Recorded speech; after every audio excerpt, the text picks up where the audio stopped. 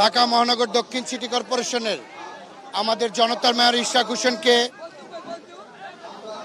উনি আইনিভাবে লড়াই করে উনি মেয়র নির্বাচিত হয়েছেন, তারপরেও তাকে শপথ নিতে দেওয়া হচ্ছে না। এটার প্রতিবাদে আমরা ঢাকাবাসী রাজপথে একত্রিত হয়েছি। আমরা ইনশাল্লাহ ইশরাক হোসেনকে মেয়র বানিয়ে মেয়রের চেয়ারে বসিয়ে তারপর আমরা রাজপথ ছাড়বো।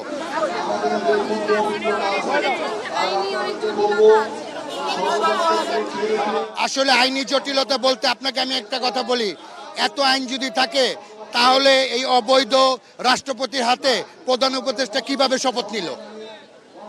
প্রধান উপদেষ্টা যে শপথ নিয়েছে ওনারও তো অনেক আইনি জটিলতা ছিল। আর আমাদের চিটাগাংয়ের মেয়র আইনিভাবে লড়াই করে মেয়র প্রতিষ্ঠিত হয়েছে, তাহলে একই পন্থায় হয়েছে। তাহলে ইশরাক হোসেনের বেলায় বাধা কেন? ওনার জনপ্রিয়তা, ওনার এত জনপ্রিয়তা এই সরকার ঈর্ষান্বিত হয়ে এবং উপদেষ্টাদের